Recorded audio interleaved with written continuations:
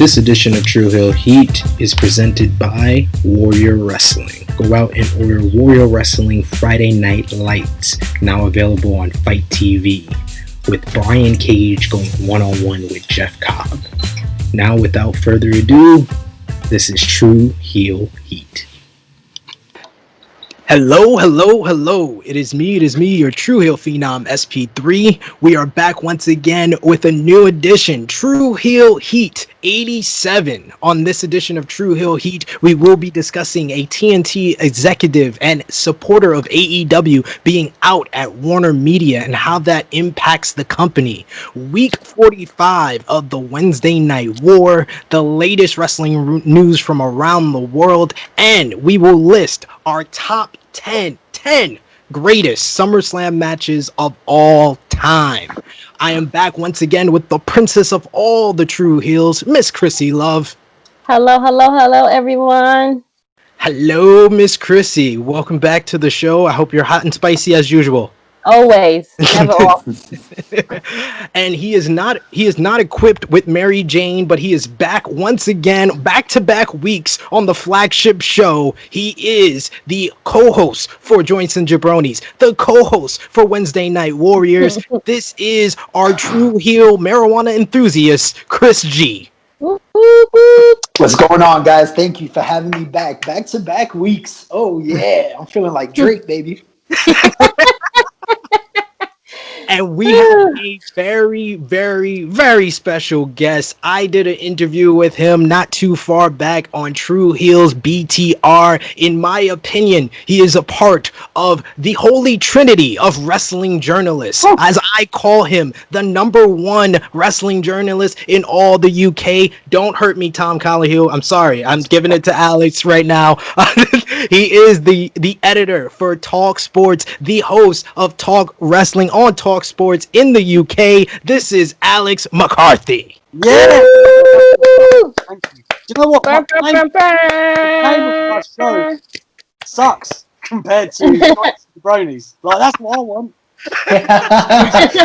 hey, man! All you have to do is ask, and we can put you on an episode. That's it. Yeah, I'll chuck you a little money and take it off your hands any day, man. No. Hey, say less. Those TV rights. Oh yeah. He sounded like an executive for WarnerMedia. This man's moving up in the world. I love it. Yep.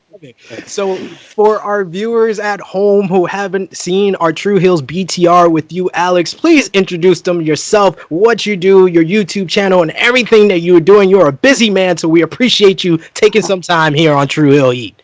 Yeah, so that, as you said, man, I'm the editor for TalkSport in the UK, which is like the biggest national sport radio station we have here, and I've got my own show, Talk Wrestling, every Monday, 6 till 8 in the UK. So for you Americans, that's like a little lunchtime listen, I think. But yeah, man, I generally speak to wrestling stars every week, give or take. Big E was the one that was in the house this week. Nice. I think it was Seth Rollins last week or the week before. I can't remember, man. But they basically, you can catch them on my show on the website, talksport.com/wrestling, and I'll pop them on YouTube as well. And that's what I do. I just stay busy talking to people and giving the people news. I love what you do, and I loved your interview with Big E, and Big E telling Booker T, don't throw stones if you live in a glass house. I love it. I love that little soundbite was perfection. Yeah. And to be fair, like he said, how could you argue with that? Like, he was literally getting told to get serious by King Booker. The guy who got a false British accent and to get his world title in the WWE. Awesome stuff, man. I love King Booker, first of all. Yeah, I do too. The guy got over in WWE by spinning on his fucking head, and he wants to talk about getting serious? Come on. So before we do anything, we of course got to shout out our viewers, our subscribers, our supporters of the Tru Heel Heat YouTube channel and social media. But before that, we have somber news. Of course, this week, unfortunately, we lost one of wrestling's greatest legends, Kamala. So yeah, R.I.P. to Kamala. Our thoughts and prayers to his family. This is a guy who was one of the like quietly one of the biggest draws in like the early 90s, late 80s. Sold out so many house shows with Hulk Hogan. He feuded with The Undertaker, was in the original casket match with The Undertaker back at SummerSlam. At Survivor Series 1992. He versed The Undertaker at SummerSlam 1992. This is a man with so much historical significance, and I think that we didn't really appreciate him for the time that he was here. So we got to appreciate him right now. So our thoughts and prayers to his family and everyone else. And of course, go on GoFundMe.com if you want to support all his family and their funeral expense and everything else going on right there. So thoughts and prayers out to them. Tru Heel roll call, transition back to calling out you, the viewers, our supporters of Tru Heel Heat, our top 3 conversation starters on our Tru Heels group page on Facebook. Coming in at number 3 is Charles Kirkhoff. Coming in at number 2 is our New Japan aficionado, James Wims. And coming in at number 1 is the Negro Buck, Nick Jackson. Nice. As always. Let's go. 83 weeks straight. Our Tru Heels that we got to shout out: Miguel Sanchez, Brandon Adams, Austin Wright, Silas Turner, Carissa Lizette, Maria Gonzalez. Shouts out to all of you guys. And our YouTube subscriber highlight. We've been calling out a couple of your comments because you guys have been killing the comment section, but most especially Kayfabe Tactics. Kayfabe Tactics, I call the king of our comment section on Going Raw with Drunk Guy JJ episode 12. He says, actually, I watched a bit of Raw this week during the downtown of the NHL playoffs. By the way, congratulations to the Rangers for getting the number 1 draft pick. Anyways, yeah, this show is trash. LOL. I think the whole Raw Underground can be great, but they have zero creativity and can't make it work. Everyone seems to be really enjoying the women's division, but I grew up on All Japan's Woman, so this whole women's revolution thing really isn't doing it for me, to be honest. And if you know Kayfabe Tactics, he watches everything but WWE, so it's big that he watched Monday Night Raw, so we had to shout him out. But he also commented on our Tru Heels official trailer that aired at the end of the Fight TV pay-per-view Warrior Wrestling Friday Night Lights. He says, everyone on this channel provides great content. Hit that subscribe button and stick around and see for yourself. Great people, funny jokes, a good knowledge. They cover pretty much everything. So if you're watching wrestling, they got you covered. So thank you, Kayfabe Tactics, for that great comment.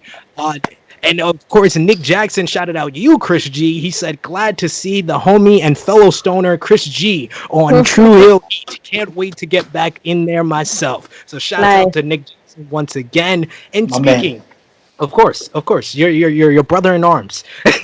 So speaking of Warrior Wrestling Friday Night Lights, that leads us into what we missed. What we missed was Friday Night Lights on Friday, August 7th. Brian Cage wins a fatal 4-way involving Jeff Cobb, Lance Archer, and Sam Adonis. That was a great hard-hitting match between 4 big, large dudes. And the Rascals steal the show again at a Warrior Wrestling event, defeating Alex Zane, Blake Christian, and Ben Carter. If you haven't seen Alex Zane before, honestly, he was the guy that stole the show to me. He was a guy that I didn't see that much of, and he really is a talented guy.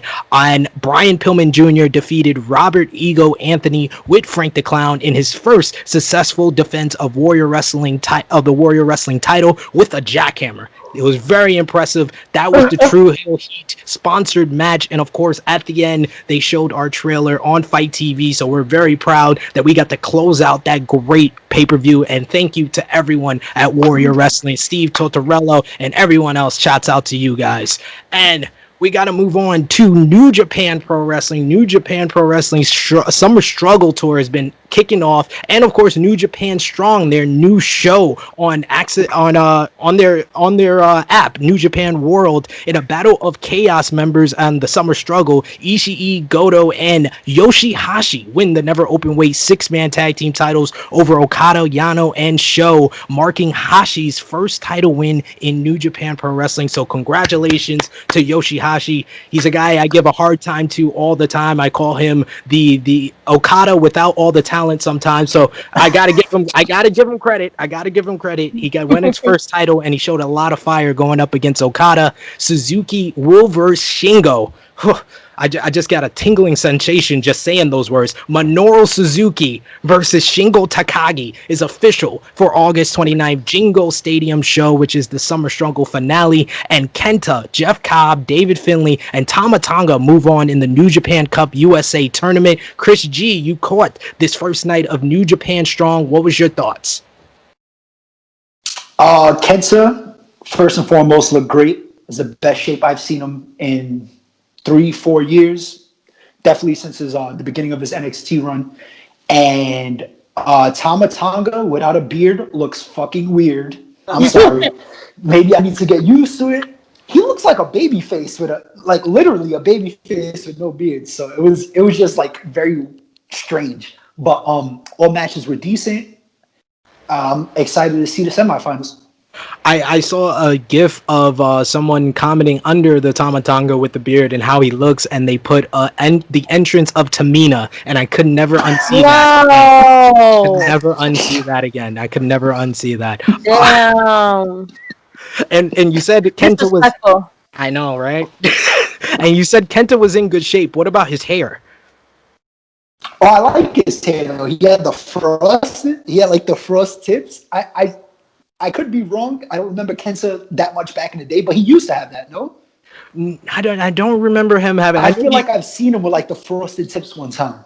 I know he frosted his tips while he was still in New Japan, back in Japan a couple of months ago, but this was the grow out. He had the pandemic hair like I do, so I dig it. Had to give that a shout.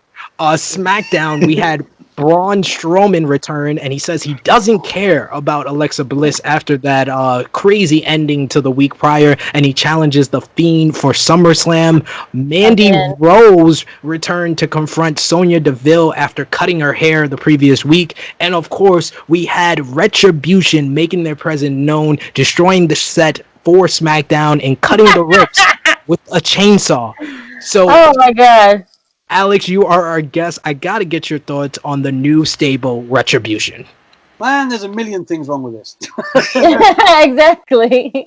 They look like a bunch of like kids walking around. Like, how do they? The WWE security, that whole performance center is the most dangerous place in the world. Yes. If you're in the car park, or you're dead. Basically, you've had it. And like, how do they get a chainsaw in? Like, who are they checking on the way in? Right. You can't put a chainsaw under your jumper. Like, you can't. I don't know. There's anyway. Besides all of that, isn't it weird how they celebrate every little thing that they do? That bugs me. Like, yes. They break the window and they're like, yeah. And it's like, what do you mean? Like, what do you mean? Yeah. Like, who are you little children? I don't really get it, man. Like, and I see that a lot of people are speculating that the people that will ultimately be in the group aren't actually there yet, right? So they just have people doing it right now under masks, and they're not going to be the ones that are actually revealed. So in theory, a guy like Dijak could end up being in the group, which would be so weird because, what's he been on his knees the whole time? I don't, like, I just don't get it. The whole thing, like, I kind of half applaud the idea in trying to make something a bit chaotic and fresh, and I like stables as much as the next guy. So I like the premise, but I just feel like the execution is really off. Like, they don't come off as badasses that are tearing the place apart, and the camera cuts of WWE are not trash. Exactly. Like, I'm trying to follow what they're doing, and it's just like blink, blink, blink, blink, blink, blink, blink. Like, I can't. It sounds the same. I can't. It's just hard. Like, it's very hard for me to get invested in this Retribution group at the moment, even though I want to. Like I said, the premise is okay, but the first 2 weeks have established them as not a big time group or a threat to me.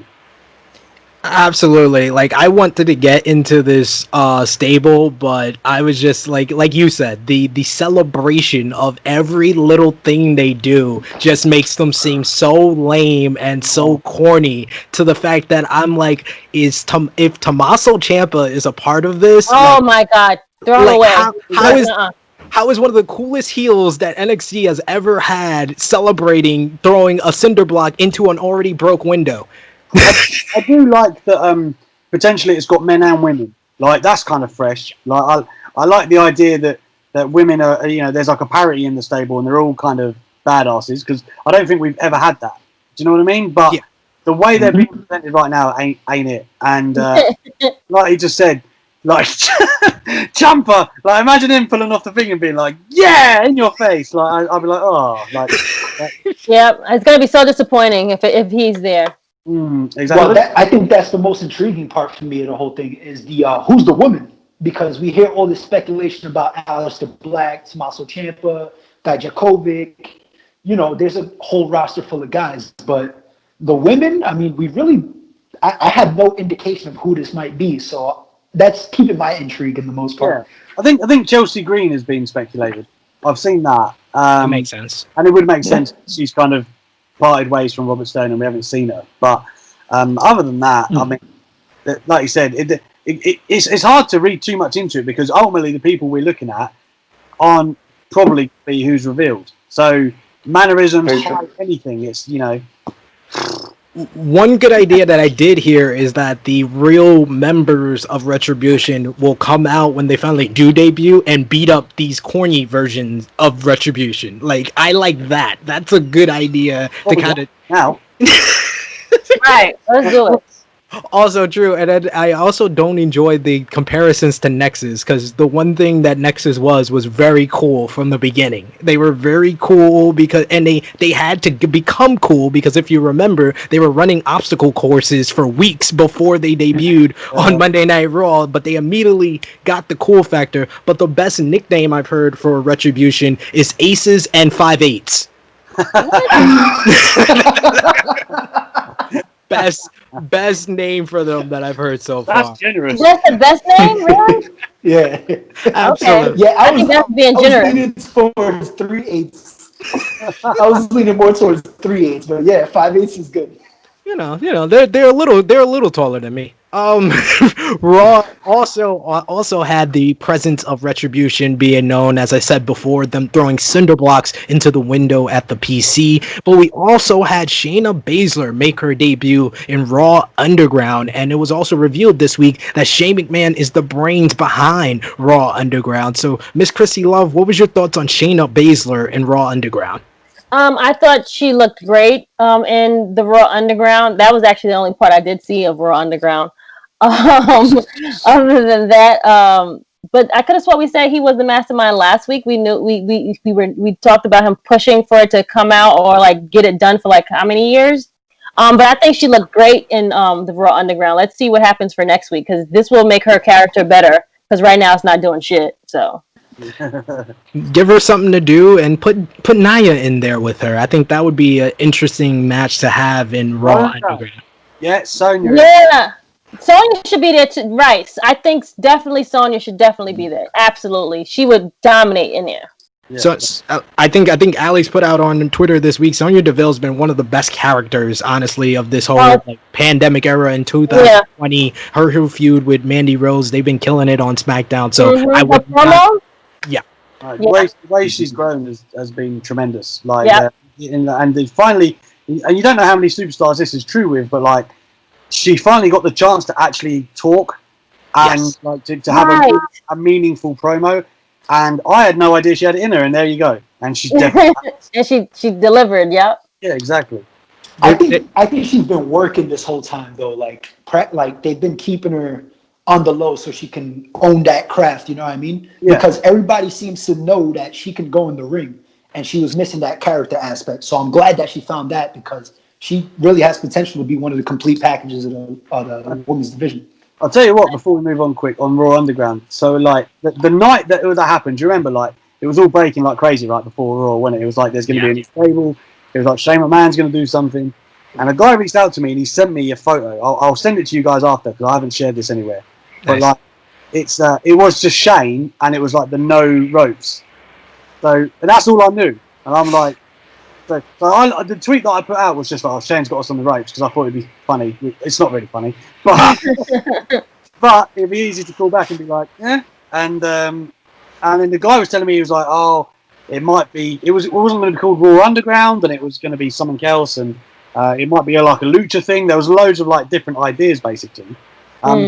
Like you just said, and the thing I was told at the time, and I said at the time, it was like 100% a Shane McMahon idea. This is the guy who wanted to buy UFC in like 2009.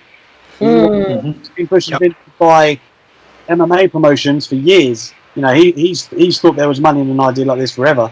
Ultimately, it comes down to the investor call and Vince thinking, need to find something. And basically, I think that's half of WWE's problem. That it's like, we're just going to throw this at the wall and see what happens.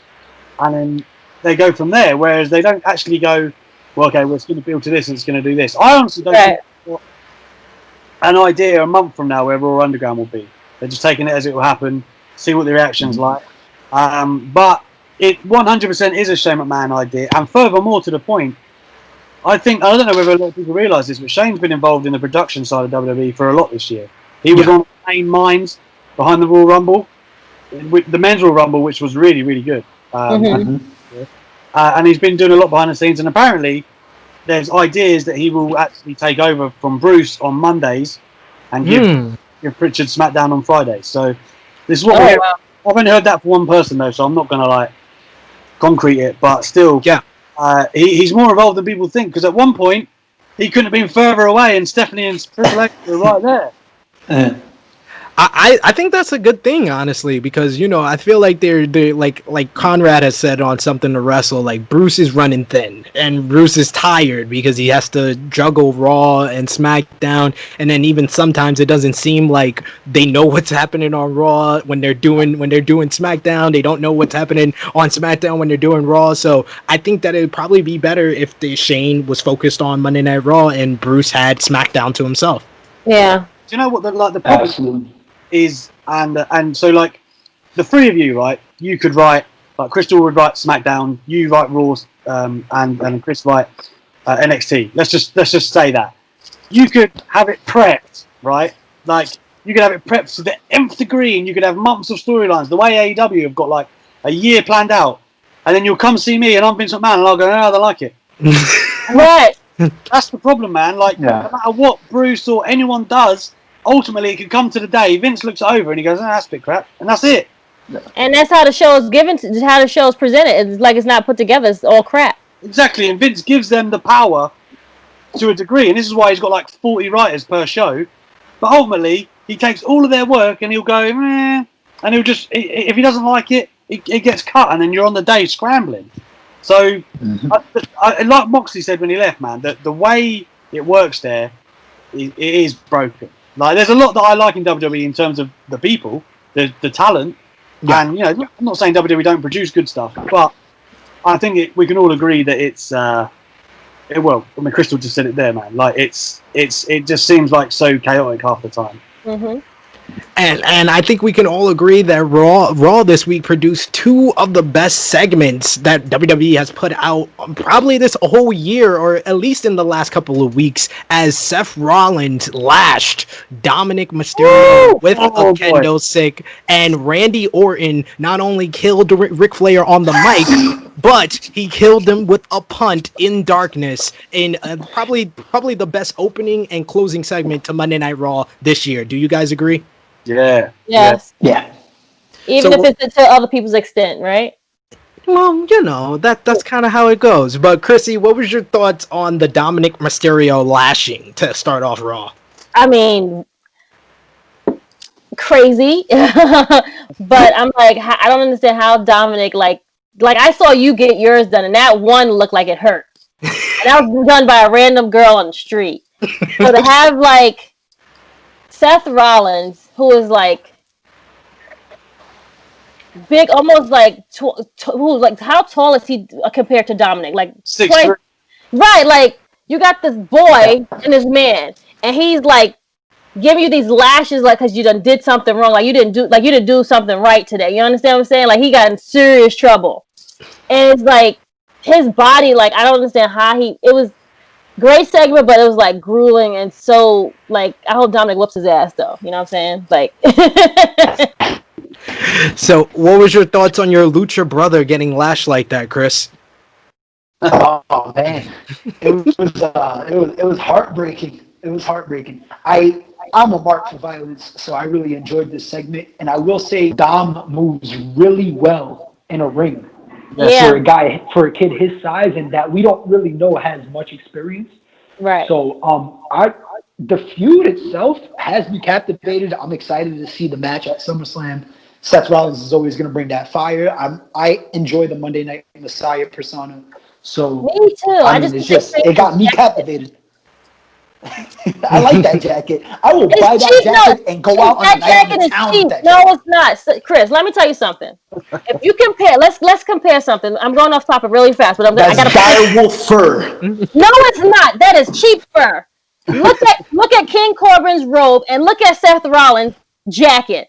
The two don't even match. Like one is more expensive and one is like it got it from Pretty Girl. I love Pretty Girl. Don't get me wrong, but compare the two, that jacket should have been like coming to America fur drip down. If you're the Monday Night Messiah, you're supposed to be the Monday Night Messiah. Give me like it should have had the lion's eyes and all that shit in the damn jacket. Don't if you're gonna give me The stripes.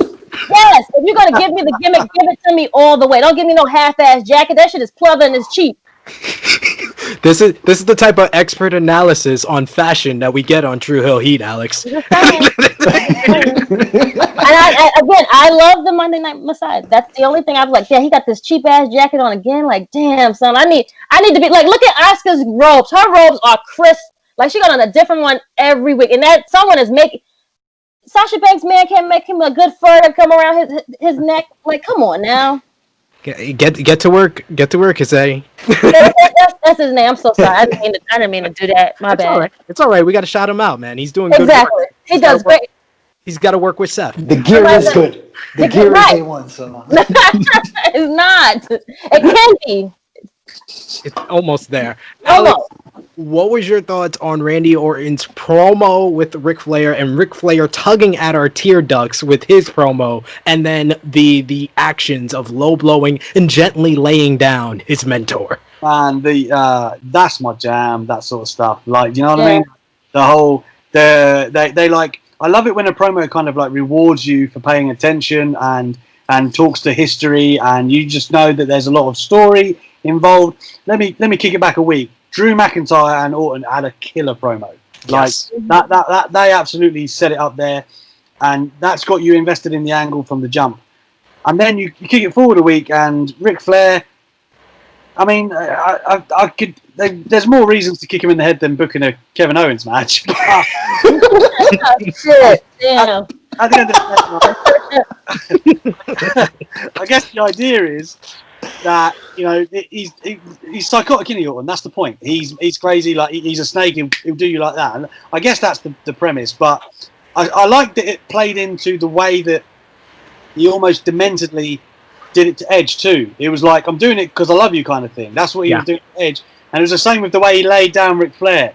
It was like, this needs to happen, but you're great and I love you, but this needs to happen. So it's I like it that there's some consistency in his character. And I was just having this debate the other day. 2009 Orton is like one of my favourite iterations of a heel in WWE. Like just crazy, doing whatever. Like when he's RKO and Stephanie and kicking people in the head, I was like, man, that guy is like, he's never looked like he was more comfortable until now. He seems like to be like it was like he was when he's a babyface, people love Orton because the RKO and all of that stuff. Like, and he's a legend. Okay, he's been around 18 years, which sounds mental. Right. But at the same time, I think all of us can agree, as a heel, he's a much better fit. And I think that now he's finally getting that chance again. And even the surroundings are suiting him. The whole intimate promos and being very sinister. Everything is playing into him, and the guy is just on fire. I think the recipe is all there, and I am here for Drew and Orton. That's a matchup I want to see. It's the best babyface in the company, maybe. I think he's definitely benefited from not this whole pandemic and not having the crowd there, because his rawness is so good, and it seems like it's like really real. And once he's heel, he plays it so good. Like he's benefited from this whole pandemic, not having anyone there and doing some killer promos from even like WrestleMania time. So it's been good to see Orton like this, back to where he should have been a long time ago. That thing with Flair might not have even been as impactful if it had a crowd. I think you're totally right. Right. Yeah, I mean, I've been loving Orton this year. I said it on Twitter. He is the best heel in professional wrestling for 2020, and I agree with you. One of his best years ever is 2009. I feel like before this year it was 2004 with the Legend Killer going up against Foley winning the world title, and then 2009 with his feud with the McMahon family was his two best years. But this year tops it. The one caveat and the one theme with those previous years, just keep him away from Triple H. Just keep him away. Keep Triple H over here, and Orton. This will be the year for Randy Orton. He's coming. WrestleMania 36. Or 7. Where are we at? Either one. Just keep it away and we're going to be fine. But also the final thing, what we missed was Impact Wrestling. We had Brian Myers, the former WWE talent, make his debut with Impact Wrestling, challenging Eddie Edwards in a loss for the Impact World title in the main event. In my opinion, Brian Myers' best match that I've ever seen him in. How about you, Alex? So yeah, unfortunately for Brian Myers, it's not really his fault that his body of work isn't. For us to say that's his best match ever, that's not really a knock against him. It's, you got to remember the way he was portrayed in WWE. His whole gimmick for a long time was that he couldn't win, and then he was just slapped in the tag team with Zack Ryder again, because what else you can do with the both of them, apparently. So I mean, it was great to see again, like we were talking about Sonya Deville earlier, giving the people the chance to show what they can actually do, and he must feel like he's got a new lease of life. The thing with Impact. I thought that Eric Young, Willie Mack was a big deal too. He has a really big announcement, or a re-announcement of Eric Young, and the Good Brothers too continue to have that cool factor, that kind of I think someone the other day said Nash and Hall vibes. He's kind of like that. They do carry that. Not only are they carry themselves like stars, but they're cool too, and they've got their own kind of swagger, and I like it. It's almost like they're too big for Impact at the moment, the way they carry themselves. Yeah. And I just feel that's going to make for a really interesting recipe. So, Impact, they've got a fire women's division, all the pieces that we just spoke about too. They're definitely on the come up. Although it's an uphill climb to come from where their name was in the mud, which unfortunately it was a few years ago. No doubt, I think they've made a ton of great moves. I'm really excited to see where they're going. They've just got a new buzz around them, and just everyone wants to know about Impact. They're like the new come up, like how New Japan I feel has been for the last couple of years. That's where Impact is kind of filling the gaps right now, and they're the promotion that everybody is like, hey, you should pay attention to them now. But I agree with you. Eric Young versus Willie Mack was a fun matchup. I think you also put on Twitter, Eric Young, one of the best power drivers in the game today, and Willie Mack sell of it was amazing. Deonna Purrazzo will challenge Jordan Grace in a first ever Knockouts Iron Woman match on Emergence Night 2. Night 1 is coming up this week. It will have the Impact World title up again, as Eddie Edwards will defend against a mystery opponent. Eddie Edwards has been having great matches week in and week out, so he's been really having a good title run so far. Impact World Tag Team titles will be on the line in the main event. Motor City Machine Guns versus the North. X Division Championship will be on the line as Chris Bay defends against TJP and Rohit Raju. TNA World Heavyweight Championship on the line as Moose will defend against Trey Miguel. Russell House match will have Kylie Ray versus Taya Valkyrie, and the aforementioned Good Brothers, Will versus Ace Austin and Madman Fulton. So quite the lineup for Emergence Night 1. Can I just say, Deonna Purrazzo, criminally underused. Just seeing what she's doing now, I can't believe WWE couldn't find something to do with her. But there you go. And I didn't know she was this good on the mic. I've seen Deonna live for Ring of Honor before she got to the WWE, so I knew she was talented in the ring, but on the mic and as a character, she has been stellar for Impact so far. 100%. Like I said, it feels like she's and it's kind of still in that virtuoso character in a way. It's like an extension of that. So how WWE couldn't find, I don't know. I've said my piece. I've said what I said. Vince didn't like all the stuff that everyone was writing and threw it in the garbage. Well, what color is her hair? It's not yellow. She's not blonde, so yeah, I guess he didn't see the Virtuoso character like we do. But we gotta get to our top news. Our top news story is TNT executive and AEW supporter out at WarnerMedia Group. AEW ally Kevin Raleigh is among those out at WarnerMedia. Deadline reports the company is shaking up the organizational structure following the ascension of Jason Keller to the CEO position. That change saw Raleigh, who was chief content officer for HBO Max and president of TNT, TBS, and True TV, exit along with Warner Media Entertainment and direct-to-consumer chairman Bob Greenblatt and corporate marketing and communications EVP Keith Konkozil.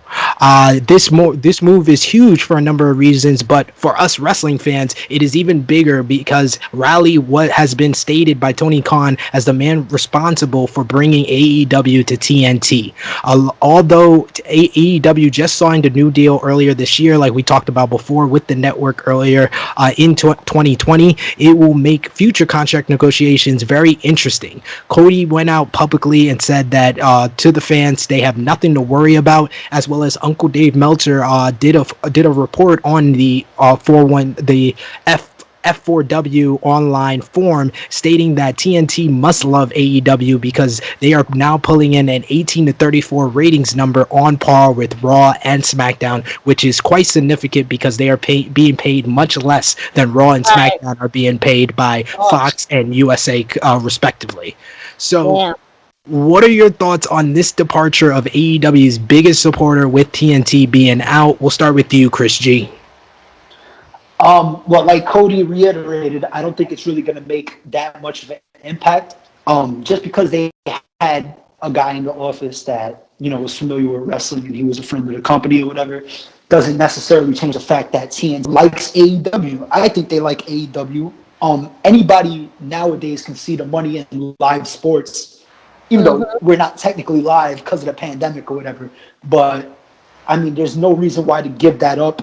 I think TNT sees the value. I think more companies are starting to see the value in wrestling. And I think All Elite, I mean, they still got a second show in the works, apparently. So until we hear news about them pulling that, I'm pretty sure TNT is on board with AEW. So how about you, Krssi?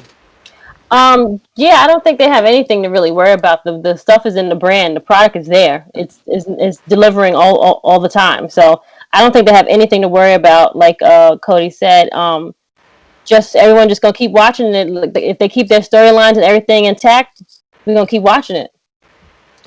How do you think it's gonna impact the future contract negotiations between AEW and TNT, Alex?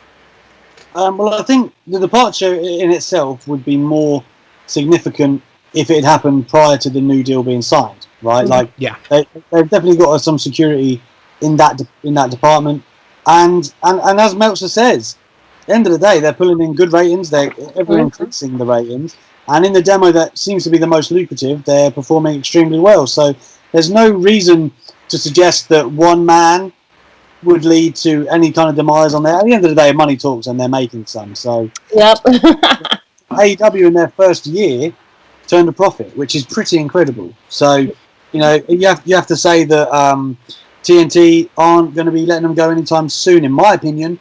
And even if they did, there would be networks that would want to pick up that kind of rating. Yep.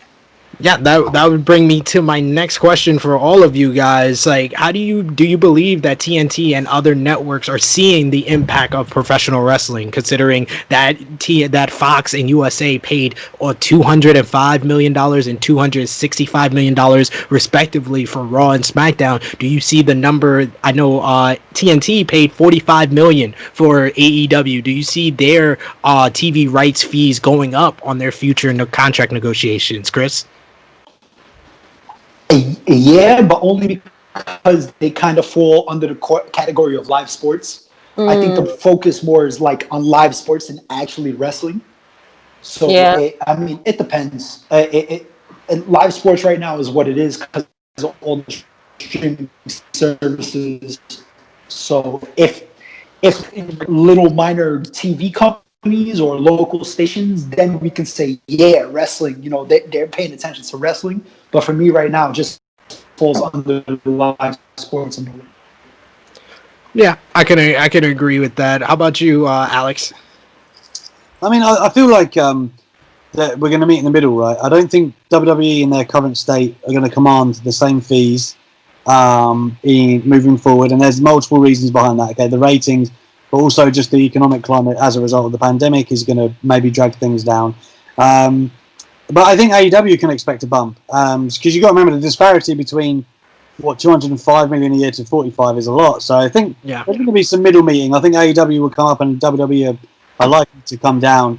But the one thing that WWE is really hung their hat on for the last few years, it's a live. Okay, it's live, but it's not live. You know what I mean? At the moment, but it's a live show every single week. It's the most consecutive running show in network history, if I'm right. I think.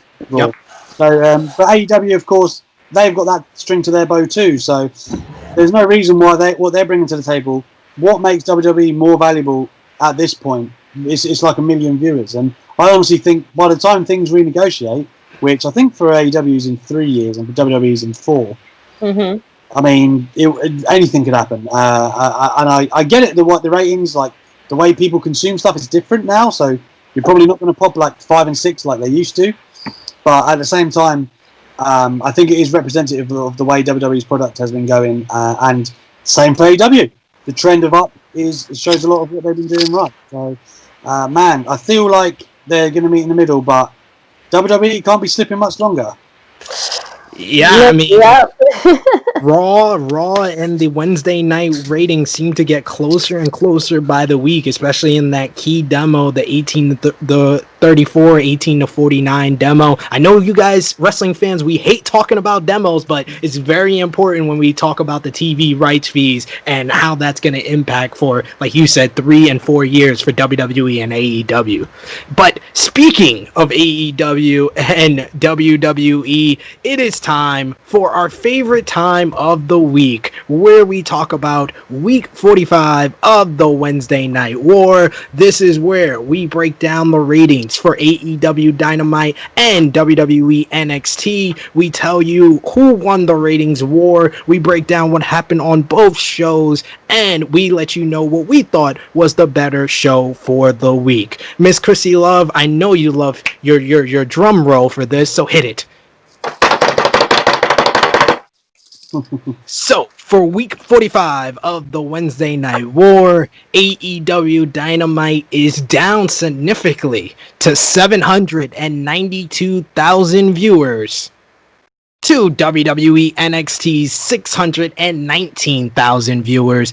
AEW Dynamite finished in 0.32 in the 18 to 49 demo to NXT's 0.16. This was actually one of the rare times that NXT for the original release of the ratings didn't chart, so they had to do, my good friend Brian Alvarez, a Wrestling Observer, had to do a second tweet with both ratings to let us know what was going on for the week.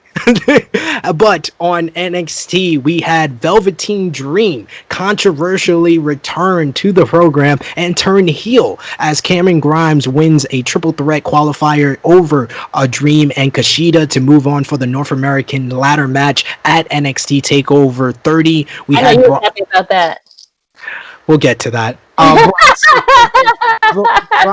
Bronson Reed defeated Damian Priest in a good, hard-hitting affair. I felt like this was a mini version of Keith Lee versus Dominik Dijakovic. It was very hard-hitting, very big boys battling it out. Swerve Scott sets his sights on Legado del Fantasma in the Cruiserweight Championship. Karrion Kross in probably the angle of NXT for last night. Karrion Kross beats Danny Burch and then signs the contract to meet Keith Lee for the NXT Championship at TakeOver 30, and then Keith Lee opens up the contract ledger and gets a fireball right to the face. over on AEW Dynamite, we had Orange Cassidy pull off the upset, defeating Chris Jericho in the main event. We had Cody beat Scorpio Sky in a good TNT Championship matchup, and then he is challenged by Mr. Brody Lee for the special Saturday edition, August 22nd Dynamite. Hangman Page and Omega defeat Jurassic Express to defend the AEW World Tag Team titles. We had Moxley get a measure of revenge on MJF after another scathing promo by the challenger, and FTR turns heel finally at the end of Tag Team Appreciation Night, attacking the original Young Bucks, as the Young Bucks put it, the Rock and Roll Express. So Krssi, love, we'll start with you. What did you believe was the better show for the week? I'm gonna go with AEW for this week, because they had a great show, basically from beginning to end. I think NXT, of course, is still missing that oomph. They're having one match here, one match there, and it's not the whole show that's good, which is sad because, like you said, the match between Larry Morgan. No, wait, what's his name? Damian Priest. Damian Priest, and that was a great match. I think he looks like Larry Morgan, but anywho, nevertheless, I thought that was a good match. The part where Keith Lee opens thing almost gets burnt was cool. Also the match with Mercedes and right, I thought that was pretty cool. That was a good match. But it just wasn't consistent. You know what I'm saying? Like, love the last match was cool. I thought it could have been better. But I think the win for the week for me is AEW. Why did you think AEW got the win? What was your favorite part? My favorite part, I thought Tag Team Night was good, even though I got thrown off once they put the women's match in there. But you know, it still was good. I liked the whole promo with the tag team. It was a little slow, but it ended off cool. The last match was good until the ending, which was sloppy. Other than that, I just thought that their show was just like, it had me entertained more than the other show, put it like that. I was just more intrigued on Tag Team Night than I was and I had both shows on, watching picture in picture, but I was just more intrigued with AEW than I was with NXT. You were a Wednesday night warrior? I was. Wow. This is how I have to watch Wednesday nights. I have to watch picture in picture because that's what I have to pay extra Cablevision for. Other than that, they're trash. Shit. We need Krssi on an episode. She's making the financial decision. We have to have her on an episode. She's making that sacrifice. Yeah, so we have the picture in picture, and I have the DVR where if I have to watch one ending, then I have to rewind the other ending and rewatch that ending over because I was watching AEW, and then I had to figure out, well, who won the last match and the other match because I was watching the Chris Jericho match. I'm like, what happened? It was so good, and then it got botched at the end. I was like, damn, like, how did that happen? I was like, like, it could have been, and again, like we said, it was going to deliver again in a good match, but then the ending was just like, it messed me up. And again, with the upset for Orange, but I liked it, so. Cool. Alex, what was your opinion was the better show this week? I think Krssi got it pretty right. Like, there's stuff that I like about NXT, but the whole show is not like as gripping or compelling as Dynamite, in my opinion. Like, yeah. I think they have the hotter angles, like MJF and Moxley. I love both of them, but I think that's the hotter angle over Lee and Karrion Kross. I like it. It's not that I don't like Lee and Kross, right? But I'm just a bit like, I don't know where they're going to go because they've booked Kross so strong and they've presented him in such a way. It's like is Lee too soon. Yeah, it's too soon. Could have been built up to that. I like what you said about the tag. I love Kacy Catanzaro, and I think her and Kaden Carter are a good team. I'd like to see more of them. She's so fun to watch. Mm-hmm. And I'd like to see Mercedes too, putting the beating down and looking strong. So that was cool. For me, I just feel like Dynamite has the edge in terms of when I'm watching it and the way the synergy of the show. It just reminds me of the wrestling that I really loved, kind of Turn of the Millennium. Like, yeah. You know, there's like a narrative It's kind of threaded throughout the show, whereas NXT sometimes is like a series of matches almost. But what I will say, the FTR turn is just so like stupid. Like they didn't. Yeah, I thought they were loyal the whole time, but I thought they're just being nice. I think they were just like paying their time to get the angle to a position where they can have it for the next pay-per-view. Do you know what I mean? Like they debuted, they weren't quite ready to have the full-blown thing, but it doesn't make sense. If anyone knows the history of Young Bucks and Revival or FDR, like battling online and all of this stuff, like this feigning friendship was just a waste of time. Like, and I think no one bought it either. So it was just wasted weeks really. But I guess we're now we are where we need to be with it. So whatever. I'm not going to overthink it. But yes, I do think that Dynamite. I thought right at the beginning of this year, like literally New Year, the first few weeks of January, I thought AEW was killing it. They were having their best shows week after week, topping it every week. And I feel like the last month, like 3 or 4 weeks of the last 6, I feel the same. They're putting on great shows. I totally, I think you hit it like right on the head that AEW Dynamite just has more things going on. I've said it a couple of times on the show where I watch NXT and I do the notes for this show. There's not that much to write about with NXT. It's like match after match, which is always, I feel like NXT always, the wrestling overall is better than AEW Dynamite, but the stories on AEW keep you more captivated and you wanna follow like week to week. And I enjoyed the FTR heel turn because I felt like it was very symbolic without hitting you over the head with it, with them attacking the original Young Bucks, the Rock and Roll Express, because they represent the tag team wrestling that they don't like. That's the tag team. They are the tag team that influenced the Young Bucks, and the Young Bucks do a style of tag team wrestling that FTR have put out there from day one, even before them coming to AEW. They don't like that style. They like tag ropes. They like being in and out of the ring 5 seconds at a time. All the style that the Young Bucks completely do not do. I really enjoyed the Dark Order versus Young Bucks match. I absolutely felt like the AEW World Tag Team title match was the highlight of both shows when it came to in-ring wrestling, especially the latter half of that match. Jungle Boy looked like a main eventer, especially going out there and going toe for toe, move for move with Kenny Omega. And I love this slow burn and the attention to detail when it comes to Kenny Omega and the slow burn heel turn. Yes. And the fact that his hair is getting darker, it's getting closer to the cleaner, it's getting it's beautiful stuff. It's beautiful stuff. And even the small little stuff like the tag team appreciation vignette with Hangman and Kenny, and Hangman's about to answer, and then Kenny just interrupts him. The Young Bucks are the greatest tag team ever, and Hangman's like, "Yeah, I thought you were gonna say us." And they respect us as viewers, and they know we're online. They know the talk on Twitter. And Kenny says, "We're two singles guys who kind of won the tag team title," because that's what the fans say. They want them to break up already. They're like, people are dying for them. They're like, why they're a tag team? Why are they not together? Like, what is this? Like, people are fed up, and they're just like slowly building to that point where they're gonna be like, okay, this is gonna happen. And it's crazy because Hangman and Kenny are a great team, and they're the longest in all of AEW and throughout his whole history. And I totally agree with Alex. MJF and Moxley is one of the best feuds in wrestling right now. I think McIntyre and Orton are like number one, but right behind them is MJF and Moxley. And this is the hottest feud that I felt like Moxley has had since he won the title from Jericho. And MJF feels like the top heel.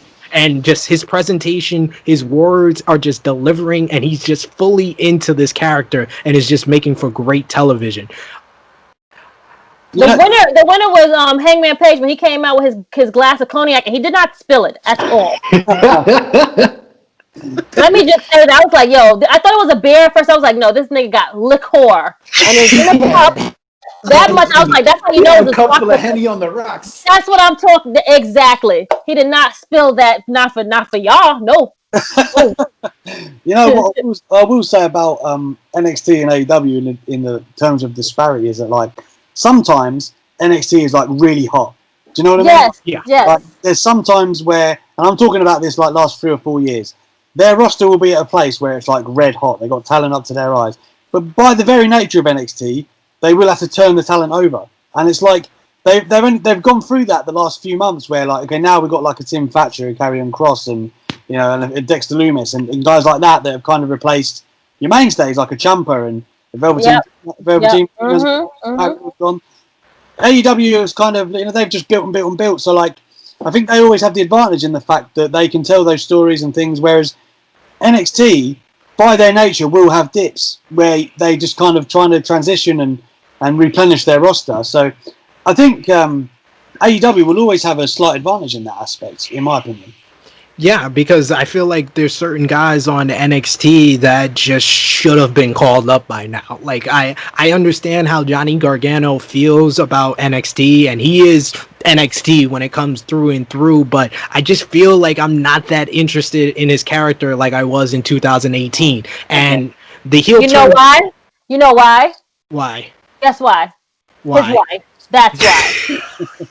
No, I actually enjoy the character with him and his wife. I enjoyed his heel turn, but it's just kind of slowed off because there doesn't seem like there's a direction for it. He kind of seems directionless. I like the stuff with Cross and Lee, but I do agree with you guys. It just feels too soon. Like Cross feels so built and feels like he's the next NXT champion, and it's just like, why did y'all give the belt to Keith Lee then? Like Keith Lee is. It feels like Keith Lee is just being like kind of being used to put over Karrion Kross when it would have probably been better if Karrion Kross was the guy that beat the longest reigning NXT champion. Exactly, and let Keith Lee be the North American champion. That's how it should have went.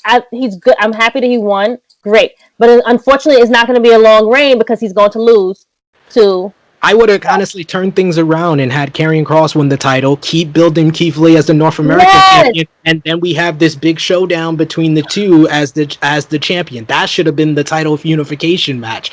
But I like certain things going on. I like the push with Bronson Reed. I love Cameron Grimes. Grimes time. But that triple threat just felt off for me. It felt like a very formulaic triple threat, like 2 in, 1 out, and it just felt like, why was Velveteen Dream there? Like, besides the controversy, I'm not going to get into that because I know that there is reports that, even people backstage are wondering why he was brought back at this time. It felt like too soon after all the controversy that happened during the speaking out, and even before that. Anytime is too soon for the stuff that he was. Associated with. Because it's not just like tweets, like some of the speaking out was where, or like a word against a word, like there's recordings and all sorts. Like I don't know how much you guys are well versed in it, but man, without like WWE should clarify that shit before you bring him back because any kind of reaction I've seen about it has been negative. No, and I was maybe 6-9 months ago. I was like, do you know who I could see the next mainstream star being with WWE is someone like Velveteen Dream. He had all of it. Everything you could hope for in terms of charisma, look, work, and I just don't feel the same about him now. I can't help it. Like, I wasn't excited to see him back. Like, I need some clarity on this shit. I do. Yeah, like there should have been some type of press release about it. Like, I feel like they addressed everything else, and then you had the WWE apologists out there being like, he wouldn't be on TV if he wasn't acquitted, but Hulk Hogan's on TV. They just so like that's. What kind of statement is that? Like, he's probably he didn't do anything. Right. The DMs that he got in trouble for, mostly that was like spotlighting around him, actually was presented like a couple months before the speaking out movement happened. Maybe even as far as a year. So it gives me the impression that WWE kind of knew what Dream was surrounded by. Yeah, and just gave him enough time to let the smoke blow over and then bring him out. Whether it was the right decision or not, probably not. I feel the same way as you. I used to love Velveteen Dream. Now I'm like, I don't know how to feel about the guy. But at the same time, I called it last week on Wednesday Night Warriors. but the smoke has not cleared. The smoke is as smoky as his entrance going on with his situation. You know what? That's so. Or is my room on 420? That too. Chris, what was the better show for the week? I know you have Wednesday Night Warriors, but you can give us your thoughts now. Yes, I'm not going in depth. You can find that on the Wednesday Night Warriors every week here on the YouTube Tru Heel Heat channel. But my favorite show this week was AEW. And I think SP3 bring up the reason that NXT or Alex, NXT usually seems to have the better action than AEW. I went with AEW this week because both AEW had the better action than NXT. In terms of all the matches going on, I just feel like they put on better matches, so I went with AEW this week. Makes sense all around. A clean sweep for AEW this week. We got to go through the rest of the news very quickly. WWE news. Speaking of NXT, at the taping last night, there was a scare as Johnny Gargano landed on his head during his matchup with Ridge Holland during the taping for next week's episode of NXT. He was all right, and they did reshoot the ending of that matchup, but a very scary moment as Triple H and Shawn Michaels actually came out during the match to check on him because it was a very scary spot right there. Announced today via Sports Illustrated and Fightful Select that Evolve, Progress, WXW, and ICW will be premiering on WWE Network this coming Saturday, August 15th. Of course, WWE, we just reported last week that the plans for indie promotions to be on WWE was put on hold, and now it's going to be on the network by the time you guys watch this podcast. So enjoy all of that because there's a lot of great stuff on there. WrestleVotes reports that WWE has reportedly made a decision on a different location for WWE SummerSlam. They did put out a whole bunch of hints today, and it seems like it will take place at Amway Center in Orlando. Alex, have you heard anything? I know you have your sources, sir. They're up the sleeve. I've heard that they're going to do TVs from the Amway moving forward. So apparently, following SummerSlam, you're going to get your TVs at the Amway until they're allowed to basically take it around the country and whatnot. So, despite the amount of cases of coronavirus that appear to be in Florida, there seems to be some normalcy on the horizon. And of course, the only reason to move it from the PC really to the Amway is so that they can get fans back in. So it seems like that's the direction. And man, I mean, I'm desperate to get to a wrestling show again anyway, but hopefully... I'm not that desperate. Not that desperate. I want to live.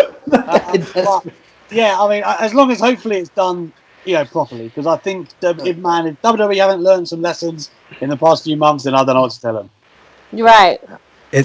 It's a tough thing to kind of talk about, but we'll see how things progress. Speaking of SummerSlam, WWE is reportedly planning on a huge swerve at SummerSlam, with speculation being that Randy Orton will win the WWE title. I know Brian Alvarez on Wrestling Observer Radio, he speculated, this is not a rumor or a report, but his fantasy booking is that Ric Flair is in cahoots with Randy Orton. That's why we didn't see the punt on Monday Night Raw, and he will screw Drew McIntyre, and that will be how Randy Orton wins. Wrestling Observer newsletter report that Rey Mysterio is reportedly going to re-sign with WWE following AEW match WWE's per match offer, but WWE's offer was for more dates, so that's why Mysterio is leaning towards there, and Dominic Mysterio's debut at SummerSlam probably has a lot to do with that as well. WWE also will resume training classes at a new facility this week, which will be a warehouse close to the WWE PC. Fightful Select reported some frustration from the coaches that trainees were still being paid without having these classes, but the classes are going to resume, so hopefully that will cue some of that frustration. Imagine hating people for getting paid. What does it matter to them?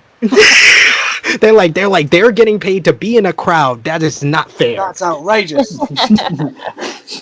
You gotta love it. You gotta love some of the things you hear with WWE. PW Insider reports that WWE will be resuming their live taping, like Alex said, with August 21st SmackDown, which will be the go-home show for SummerSlam. Wrestling Observer newsletter reports that WWE has not been pleased with NXT's continued losses against AEW, and this number this week probably does not help that at all. As we reported on Tru Heel Heat 85, NXT has hired 3 new writers for the brand, one being a former writer with the company and another being moved over to the Black and Gold brand.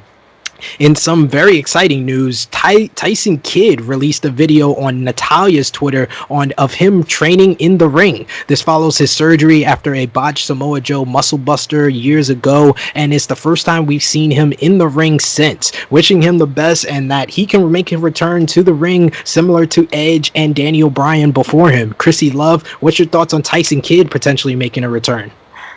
Meh. I mean, just whatever. Damn, okay. I mean, I really don't have yeah, I'm not impressed. Yes, sure. If he comes back, he comes back. I mean, that'd be great. I'd be happy for him that he can come back and do what he loves to do. Meh. Gotta love Krssi Love's reactions. WWE Hall of Famer Medusa takes WWE to task for the dancers on Raw Underground, while Liv Morgan and Mickie James defend the dancers, asking for them to return. And Fightful Select also reported that there were stipulations to the release of FTR earlier this year from WWE, with the team having to give up several of their trademarks like No Flips, Just Fists, FTRKO, and Say Yeah, and that the team bought those trademarks. FTR said it was not as smooth as WWE made it out to seem. AEW news, Jeff Cobb confirms that he has been in talks with WWE as he's been fielding offers since his ROH contract expired. His appearance with AEW earlier this year reportedly did not come to a signing because he does not want to sign with AEW due to them filming in Florida with the virus that has become a hotbed there, and that will probably not lead to him signing with WWE either, as they will still be filming in Florida. But Jeff Cobb says that he will be waiting for the promotion that he has signed with to make the announcement before he does. Chris Jericho was under a lot of controversy this week as he banned Jim Cornette from watching AEW, and then also found himself under criticism following his Fozzy concert at the Sturgis Bike Rally. Chris G, what was your thoughts on Chris Jericho's Fozzy concert among this whole virus and seemingly nobody in the crowd respecting social distance? Well, everybody in the crowd not respecting social distance, that's a little asinine, you ask me. But Sturgis is in what state? It's somewhere like down south, where I'm sure the restrictions surrounding the pandemic are a little bit more loose. Mm-hmm. So it makes sense for Jericho and his band to want to get back out there, man. They lost a lot of money. They were supposed to have a big tour out here. It's a business. They're trying to make money. With the crowds, though, and the security, just like if you're bringing an event like that, it's not Fozzy's fault because there's probably an event manager that has to take care of this, but you have to put in the proper precautions for people to be there safe. And they didn't do that, so I could understand where the scrutiny comes from. But at the same time, we got to make money out here, guys. So it's like it's a pick your poison type thing. But also, is it something where Chris Jericho himself should say, hey, this is what should be happening because I don't want to get myself into danger where I can endanger myself and the people around me. And then when I go back to go wrestle, now I'm going to now spread or bring something back. Well, I'm sure Jericho's segregated and secluded from general population. And, he's just either with his bandmates or the roadies, anybody like that. So I'm sure Jericho himself is taking the proper precautions, but as the fans and the staff, I mean, who knows?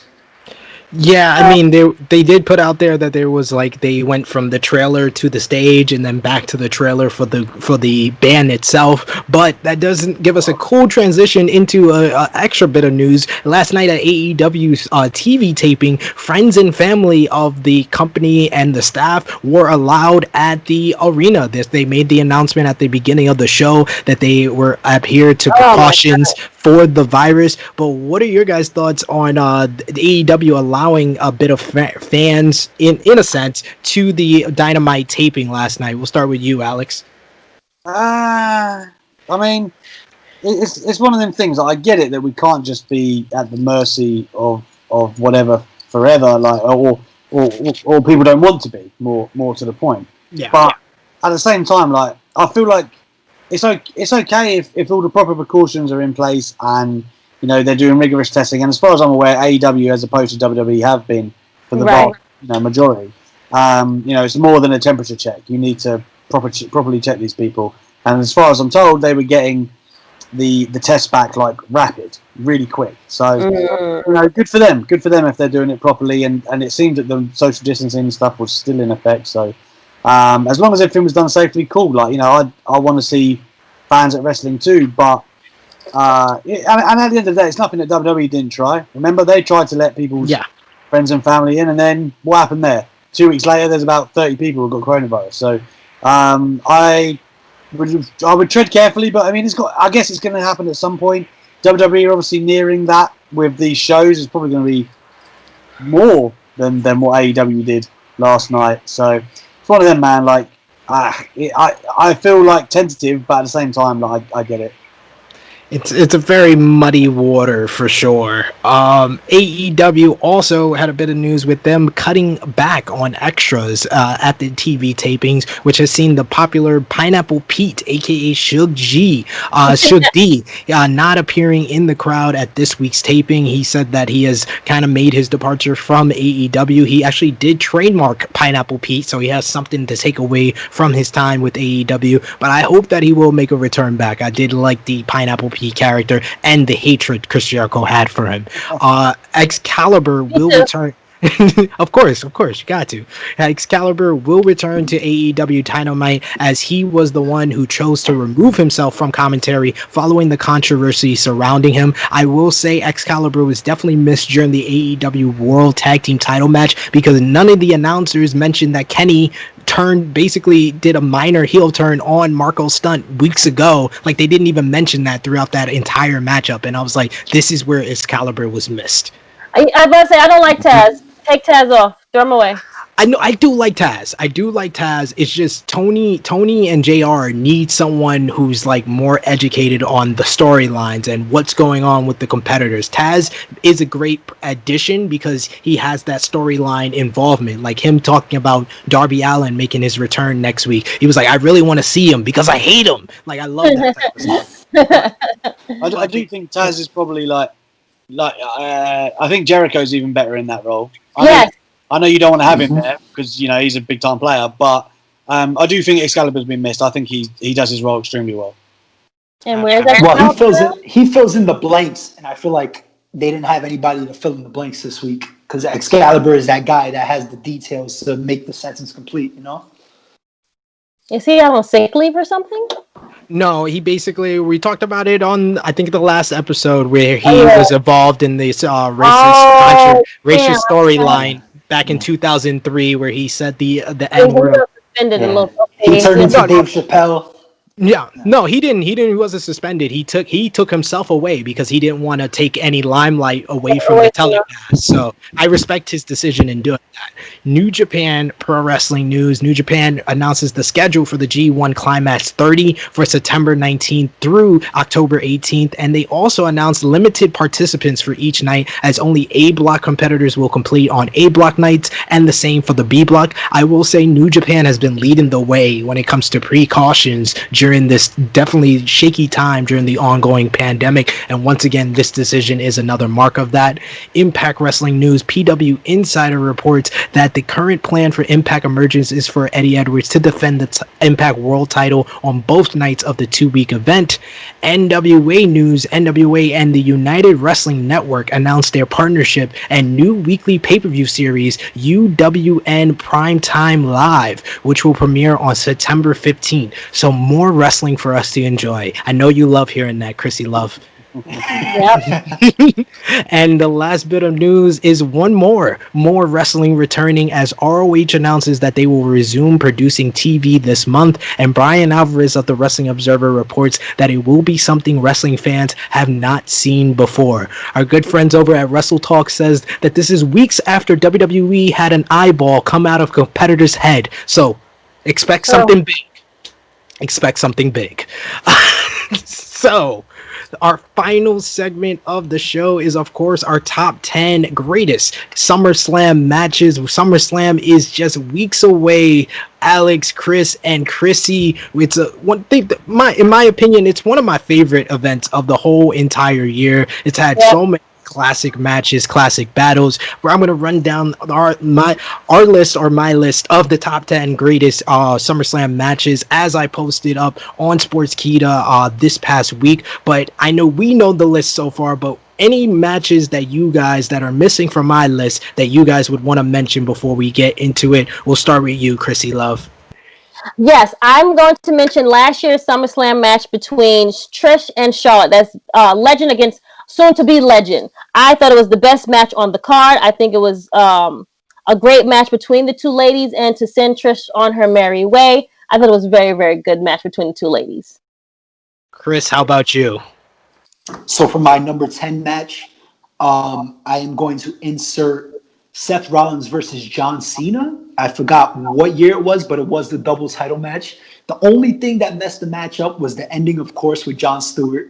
But the match itself was really good, and I was there live, and that's one of my favorite matches I've seen live. So the only SummerSlam I was live for, so I give it up for that one. That was a good choice right there. Alex?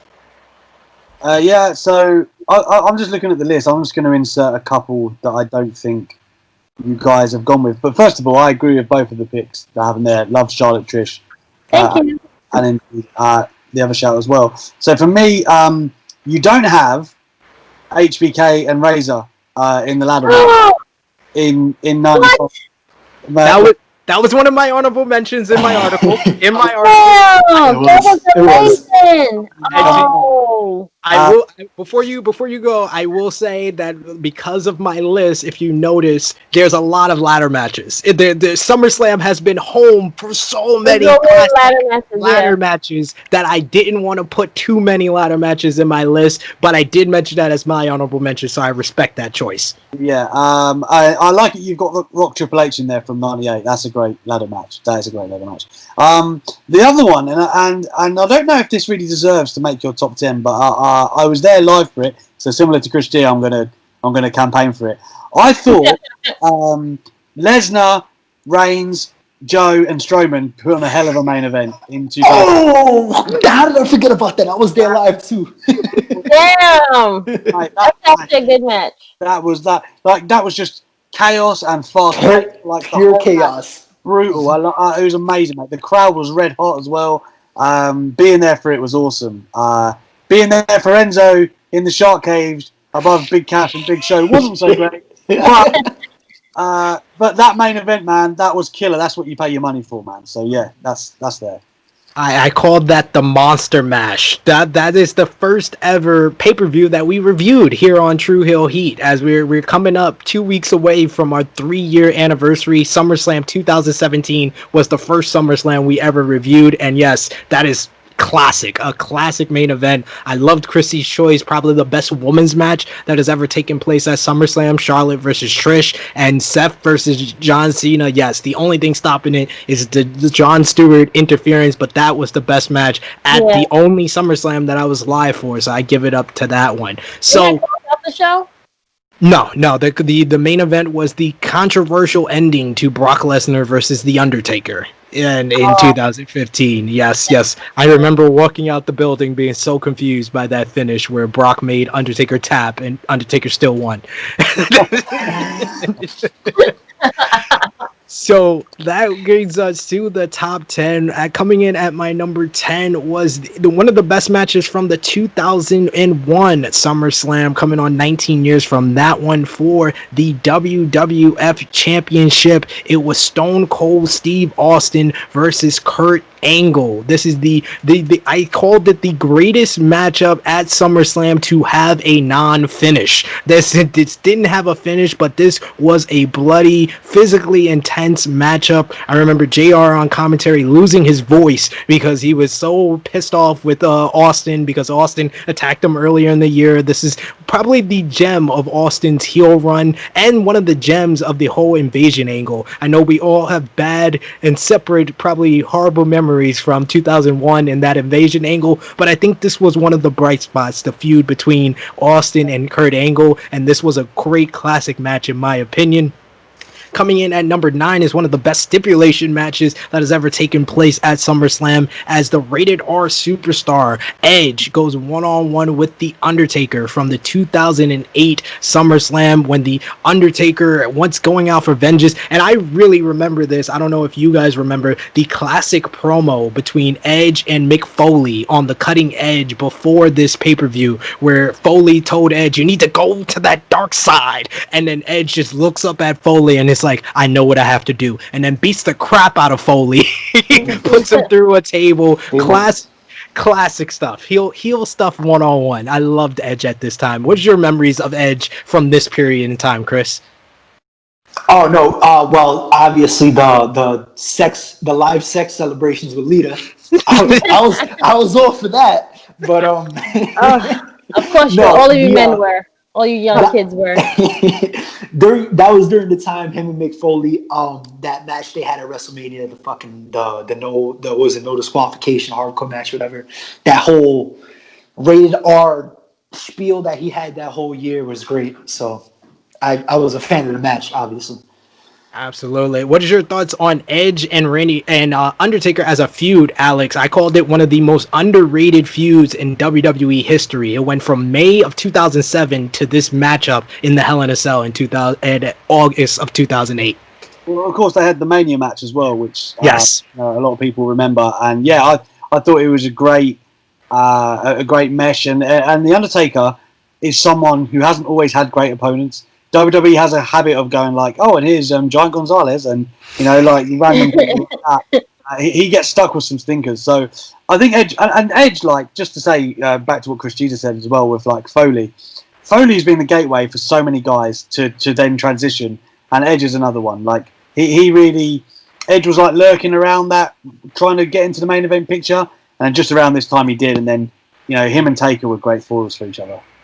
Absolutely. And coming in next at number 8 is the earliest edition that I had to my list here from the 1991 SummerSlam in Madison Square Garden. Bret the Hitman Hart versus Mr. Perfect for the Intercontinental Championship. Another theme that two themes that off the bat I have to say about this match. One is that unquestionably in my eyes, I don't know about you guys, Mr. SummerSlam is Bret the Hitman Hart. And this started with this matchup. And number 2, SummerSlam's had some of the greatest Intercontinental title matches ever. Alex mentioned HBK versus Razor. You got this one. We're going to mention the one that followed this one the following year later on in the countdown. But Bret versus Perfect. Perfect is, in my eyes, one of the greatest superstars to never win the WWF Championship. And he should have won, Hulk Hogan. Happy birthday.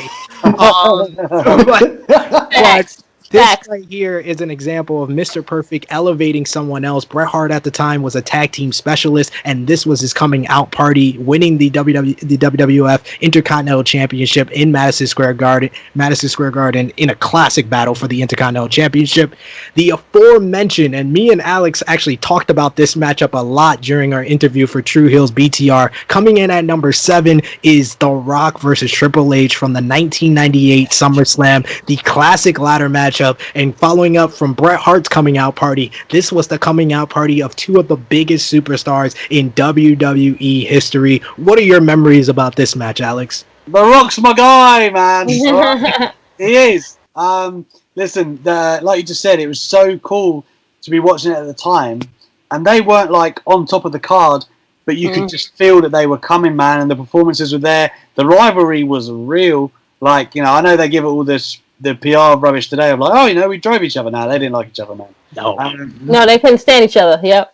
Exactly. And you could feel it. And it showed it. Yep. It was great to watch, man. It really was. It was great. And it was like, I was gutted, man, when like Triple H. Yeah, it was a weird dynamic with Triple H kind of being the face and all of that stuff. But to think that they had this, and then how many more matches they had over the next like 2 or 3 years, like it's crazy. And I don't ever remember being like, I'm tired of Triple H and The Rock. I don't ever know that way. No. In 2000, they faced each other. I'm gonna have to look it up, like a lot. Like they dominated the pay-per-views pretty much the year, and at no point was I like, man, I've had enough of these two, because I could just watch people hate each other all the time. That's how it was back then, though. Sorry to cut you off. Yeah. No, it's one of the best rivalries ever, in my opinion. Not just WWE, WWF, but in wrestling ever. Triple H told me when I sat down with him. That sounds like a really bad name drop, but it happened, right? No, drop it more, Out there, drop yeah. it more. But Plug yourself, friend. Plug it in. Plug. that he campaigned. He wanted to face The Rock at Mania bad, like one-on-one, because he felt like that of all their story in the rivalry, makes sense, right? That they would actually like cap it off at WrestleMania. But so they were meant to have an Iron Man match at the 2000 WrestleMania.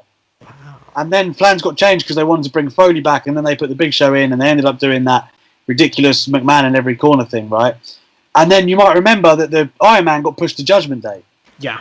But that was meant to be Mania. So that I think that would have been one of the all-time Mania matches if it had the chance on that platform, and that was a great match as well. So just crazy. And then obviously they tried to make it happen at 32, and The Rock said yes, and then by the Rumble he pulled out. So man, we were close but no cigar.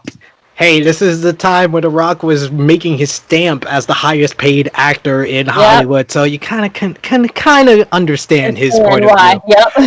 Krssi, before we move on to the next one, were you a DX or Nation girl in 1998? A DX. Even me being a Rock fan, I was more into DX. DX was the funnier.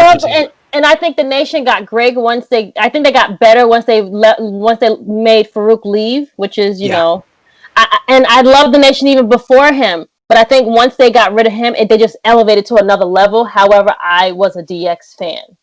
And of course we remember the classic DX parodying the Nation. Awesome stuff. I never got what Owen had in the Nation, man. I never really understood that. But he was the Blackheart. Yeah, I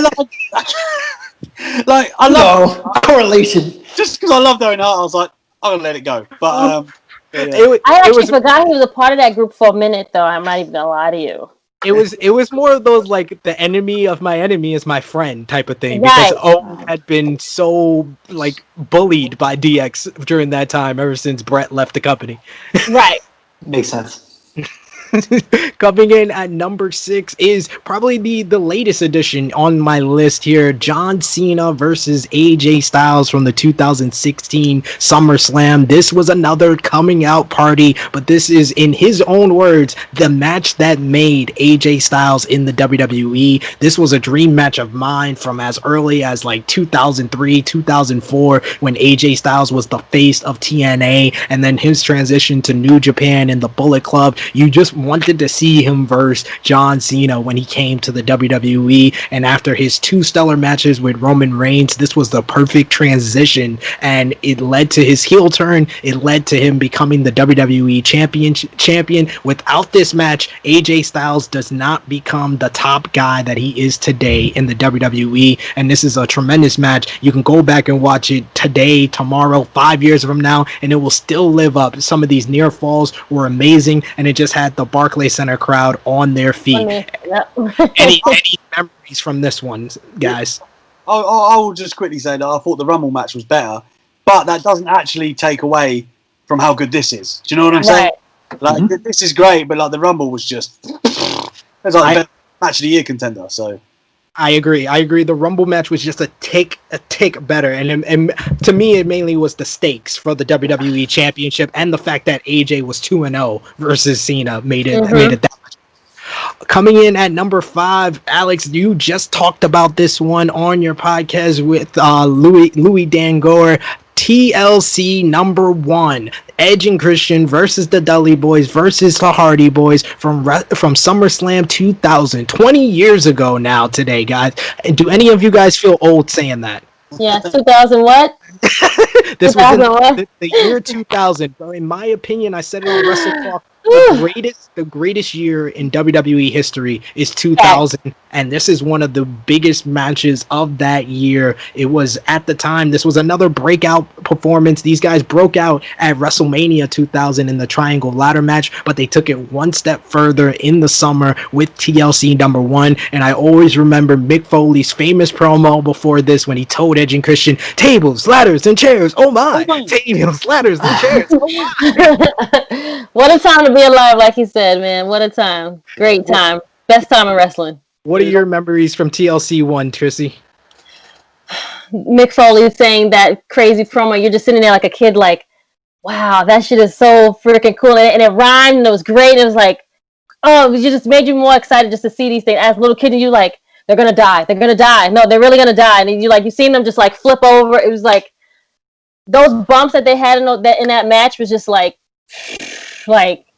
you could not tell me those guys was not like dead after that match. Like to go home and just like, damn, like am I still alive? Am I okay? Like that was the time to watch wrestling, man. Especially as a young kid that loved wrestling from as like little, to watch those guys like give that stellar performance was just like amazing.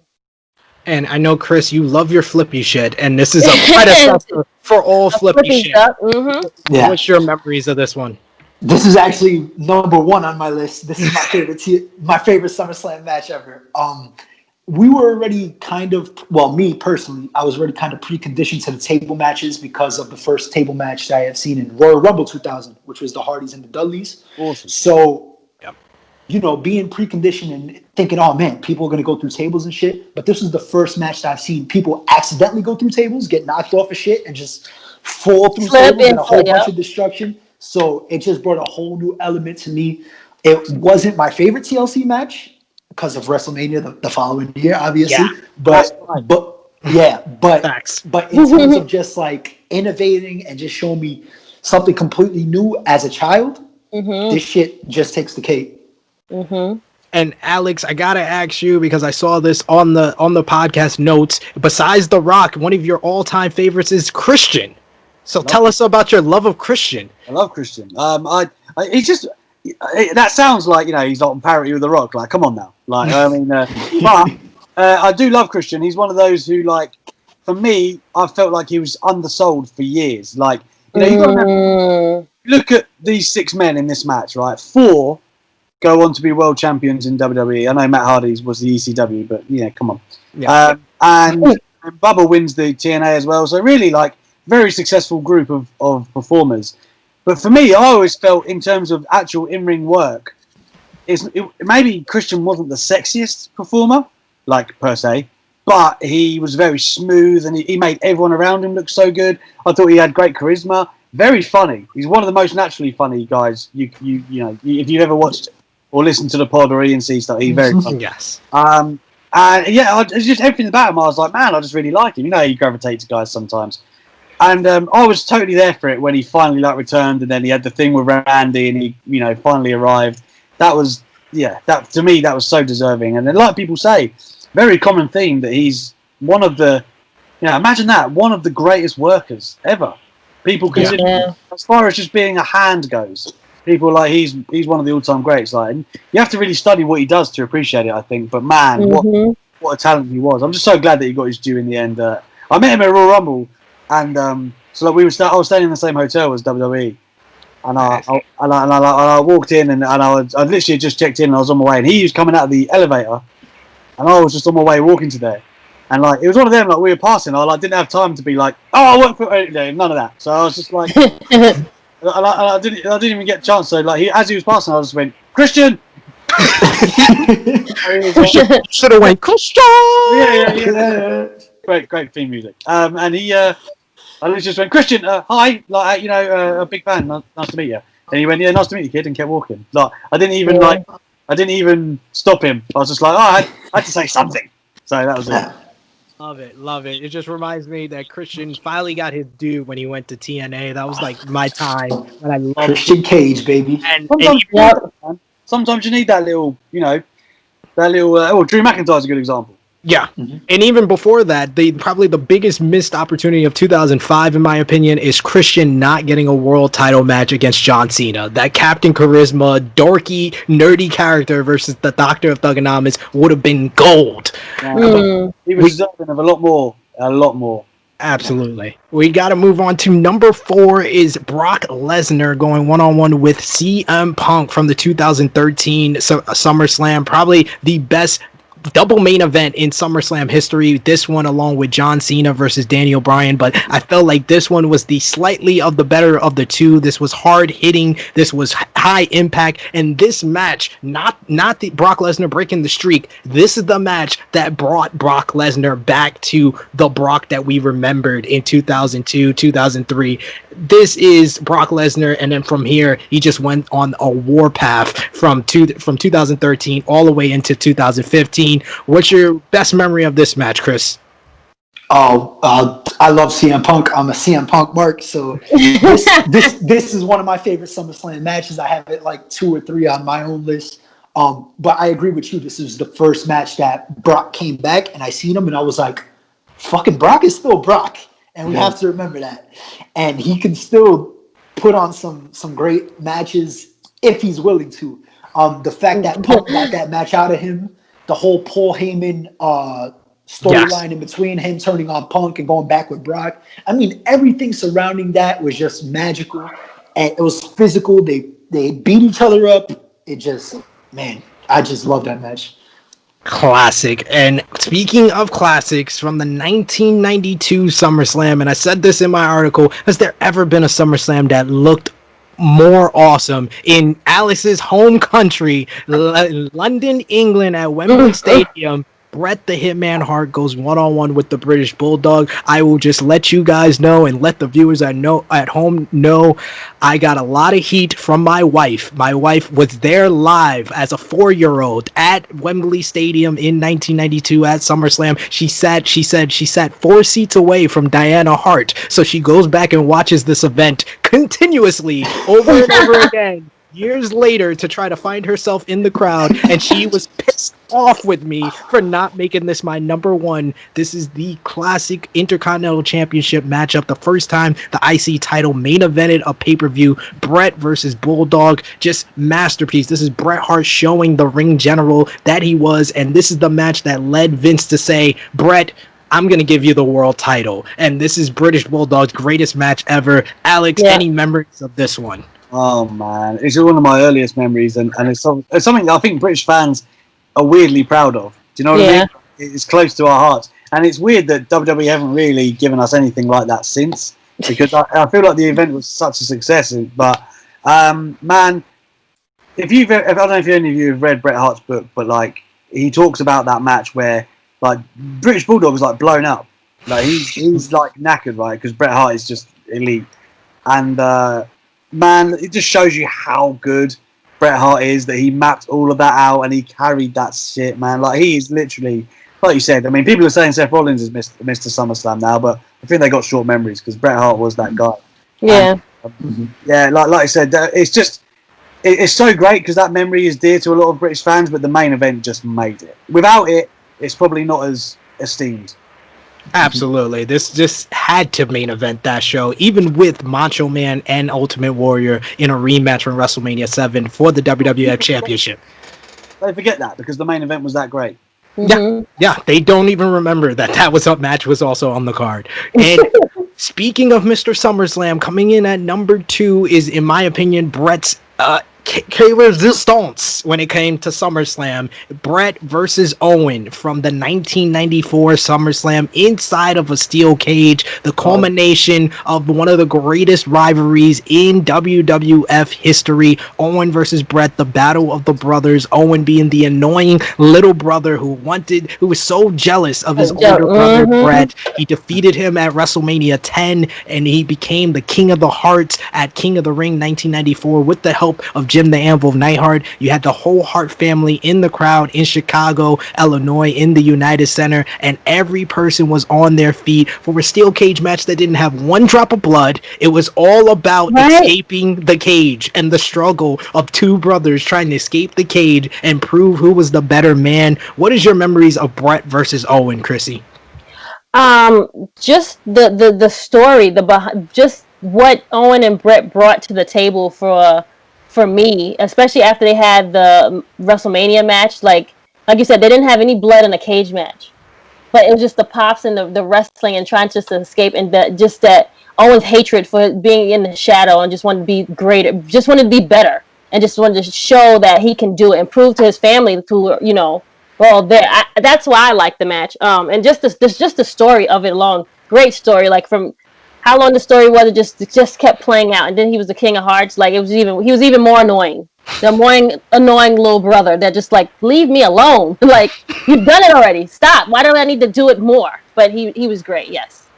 And I like I said this to a couple of people who commented on my article for Sportskeeda. Any of these top 6 could have been my number 1, but my number 1 came down to one little thing.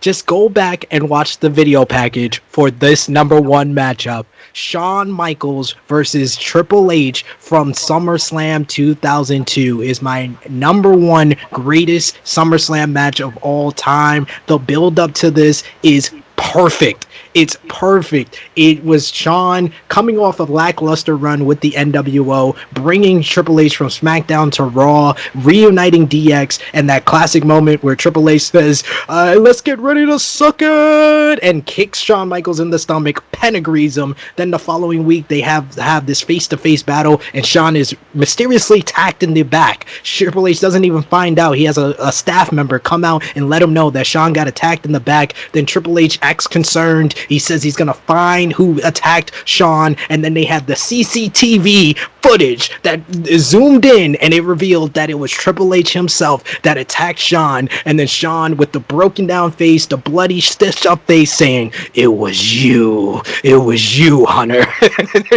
And this leads to Shawn Michaels' return from injury after 4 years out in the non-sanctioned match. I called it not only the greatest matchup in SummerSlam mystery, but this is the greatest SummerSlam match at the greatest SummerSlam ever. SummerSlam 2002, in my opinion, is one of the top 5 greatest shows in WWE history. Any thoughts on this number 1 pick and your thoughts on the matchup and the list overall?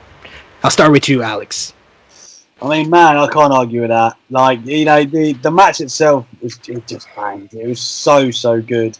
And it was like even the little things, like I said, all the storytelling that was like laden in it, and Shawn Michaels and where he could go again, and like even when he does like the moonsault, and he's like, I don't get the rest again or not. Like the little things, it was just so good. But the action was just, it's seldom do you get a build like that and like a return like that, and you're like, oh man, like this is going to be amazing. Like I'll give an example, like Edge when he came back at WrestleMania. Yep.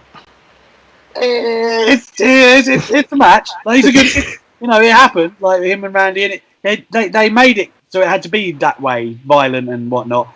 But it wasn't like the Edge that really you wanted. Do you know what I mean? But this was the HBK at the top of his game, and you're like, how is this possible? Like it was just amazing, man. But to quickly actually touch on, you're right, 2002, because of course Rock and Lesnar in the main event. But let me tell you, Kurt Angle and Rey Mysterio.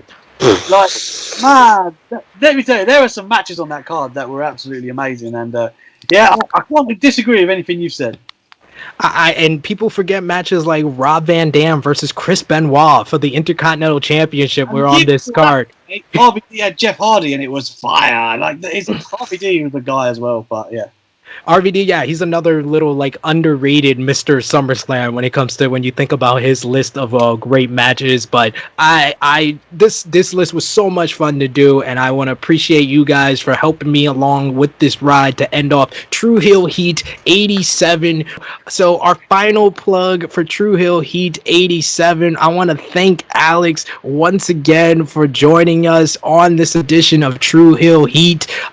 Before we get your plugs for everything that you're doing. A plug for our lineup on the YouTube channel. You guys got an all-new, all-elite recap, True Rewind, and Going Raw with Drunk Guy JJ featuring Romeo are all up on the YouTube channel right now. A new Dark Power will be up this weekend. Our official Tru Heel Heat trailer that aired at the end of Warrior Wrestling Friday Night Lights is up on our YouTube channel right now, as well as our official 1K subscribers giveaway. Krssi Love wants us to hit 1K for our YouTube channel by the fall, so we are helping that ride along the way. We will be giving away a number of old school WWE t-shirts, including Brock Lesnar's first ever t-shirt, Triple H's return t-shirt that he wore when he bloodied Shawn Michaels in that parking lot in the lead up to SummerSlam 2002. That is one of the shirts we're giving away as well, and we are not just giving it away to our 1,000 subscriber, we are giving it away to anyone who helps get more subscribers to our YouTube channel. So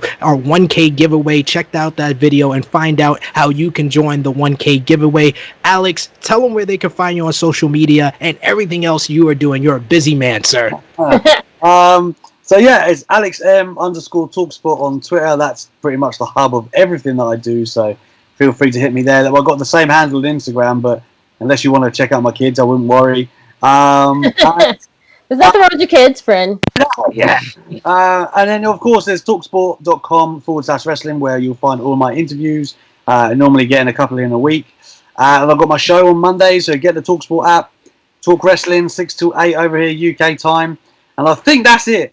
And I've got a YouTube channel, but, yeah, you know. I love your YouTube channel. Yes, where you get the full interviews, and I actually saw your one with Triple H. That's why I said you could drop that bomb anytime. That Triple H interview was quality stuff, sir. Thank you, man. Thank you. I appreciate it. Krssi Love, where can they find you? I am the sensationalist Krssi Love. You can find me here on Tru Heel Heat, one of the 3 hosts here. You can find me on IG, which is Krssi Love _ or Miss Krssi Love, and you can find me on Facebook. You'll probably see my kids there. Other than that, I'm on Twitter as well, and SmackDown with the Lynches will be back next week.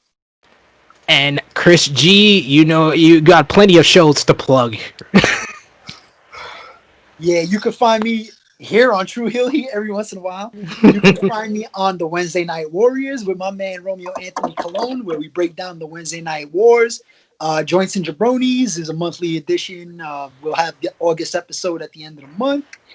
And you can follow me on Instagram at spic_Flair_ woo 3 O's. You will also see just pictures of my beautiful daughter. And on Facebook, type in Chris G. Find the most Hispanic last name you can find, and it's probably me. And are you a family show? This is. Everyone's got kids. God. Yep. Everyone has kids. Yep. Absolutely. Absolutely. You've got a fun name. I've got the most Irish name. It's great.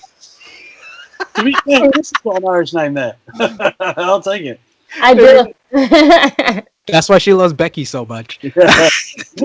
So you guys can follow the Tru Heels on our Facebook group page, as well as Tru Heel Heat logo right here. If you need to know the spelling of Facebook, Twitter, and Instagram, you can follow me on Instagram, Tru Heel _Epic SP3. Yes, you will see plenty of pictures of my 5-month-old twins, and of course our fellow co-host for Tru Heel Heat. He has been very missed, our resident Tru Heel alcohol. JJ. Top Guy JJ is at Tru Heel _ Top Guy JJ. He will be back with us in 2 weeks' time for our very special 3-year anniversary of Tru Heel Heat. Is gonna be a big episode, and Top Guy JJ's return makes it even bigger.